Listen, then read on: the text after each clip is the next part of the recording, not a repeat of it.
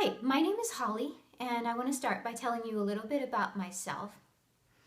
I began studying languages in high school, where I studied German, and then I continued when I began obtaining my BA in Intercultural Studies. There I was exposed to both Hmong and Lao during my internship, as well as more German and Russian during my actual formal studies. When I went on to get my master's in linguistics with a specialization in teaching English as a second language, I studied a year of Arabic. So I have a background in these languages, at least a basic understanding of how they work.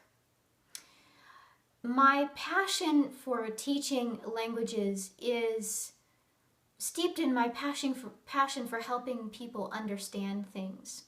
There's nothing more rewarding than understanding that the light bulb has come on and just noticing that your students are lighting up. There's just nothing like the feeling you get when you know that you've helped to accomplish that. So that transfers to teaching language, which is a very difficult thing to learn, but I love making it accessible to learners. So let's move on to our lesson. And our lesson today is on the use of articles in language. So I want to begin by stating that many languages have articles, not just English. The language of Arabic, for example, uses the article el. They use it for the word el-qalam, which means a pencil, or the pencil. They use it for the word ash-shams, where they omit the L because of the first letter of the noun. That means the sun or a sun. In this language, there is no difference when you're talking about the sun or a sun that another solar system revolves around. There's no difference when you're using indefinite or definite articles. So can either of you, any of you, think of a language that uses articles that I haven't mentioned, or a language that does not use articles, such as Mandarin Chinese? Okay, great. Now let's move on to English. English is a little more complicated. In English, we have one definite article, the. It's used when you're talking about the book, the cat, the turkey that we're going to eat for Thanksgiving, the chickens that my father used to raise, anything. The doctor that you need to visit next week, even though you don't know what the doctor's name is. You have to go to the doctor. So it gets a little more complicated when you move on to the indefinite article. And by indefinite, we mean that we don't know which one. We don't know which orange in the big basket of oranges that we're going to eat. So we say we're going to eat an orange.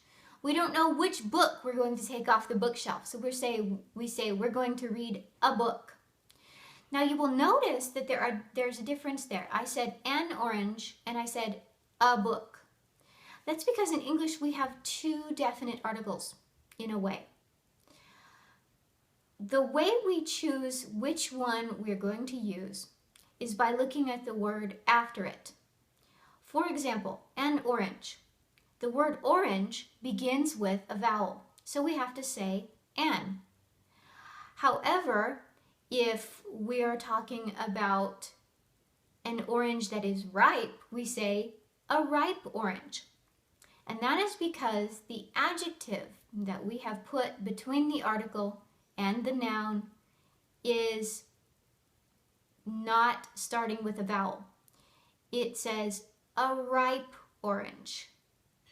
So we have to change that from an to a. As another example, we can say a book. I'm going to read a book today. But if I was going to describe a color, I would say I'm going to read an orange book today. Not that you would normally talk about the color of your book, but you might.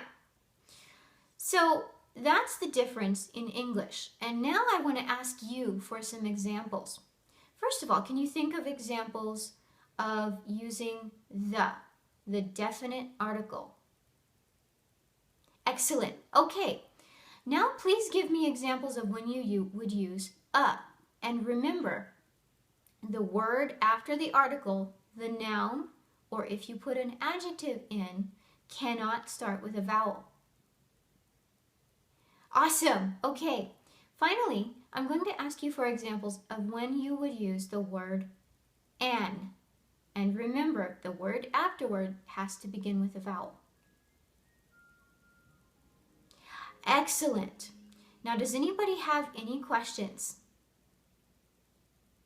Okay, great. Well, I hope you've enjoyed this short lesson on the use of articles in English, and I hope to be speaking with you all soon. Bye.